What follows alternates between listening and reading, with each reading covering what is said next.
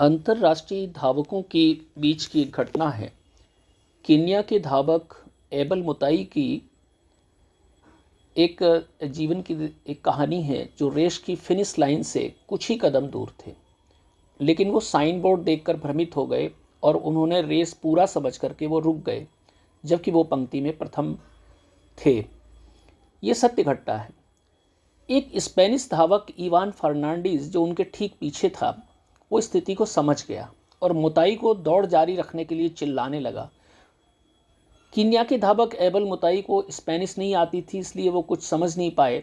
फर्नांडीज ने परिस्थिति को समझते हुए मुताई को फिनिश लाइन पार करवाने के लिए धक्का दिया और जीत दिलाई।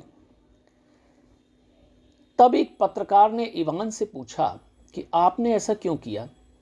इवान ने जवाब दिया, मेरा सपना है कि एक दिन हम ऐसा समाज बना सकें जहां हम एक दूसरे की मदद करके आगे बढ़ें और जीत हासिल करें। पत्रकार ने फिर कहा, लेकिन आपने केन्याई धावक को क्यों जीतने दिया। इवान ने जवाब दिया, मैंने उसे जीतने नहीं दिया, वो जीतने वाला था, रेस उसकी थी। पत्रकार ने फिर जोर दे करके कहा, लेकिन आप जीत सकते थे। इवान ने उसकी ओर देखा और जवाब दिया, लेकिन मेरी जीत का क्या महत्व होता। उस जीत का असली हकदार तो वही था। उस मेडल का क्या सम्मान होता। मेरी माँ इसके बारे में क्या सोचती। मूल्य एक पीढ़ी से दूसरी पीढ़ी तक पहुँचते हैं। हमने क्या दृष्टांत छोड़ा है समाज के लिए, अपने बच्चों के लिए, अपने परिवार के लिए, ये सबसे महत्वपूर्ण होता है।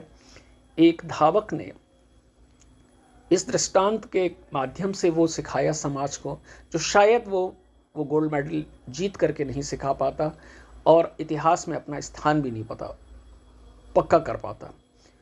तो इवान, जो कि कीनिया के धावक थे, और उन्होंने एक इतनी अच्छी दृष्टांत के माध्यम से इस बात को प्रस्तुत किया है, एक हमारे समाज के लिए मार्गदर्शन दिया है कि हमें हर परिस्थिति में जो जिसका हकदार है उसे हक दिलाने में मदद करनी चाहिए।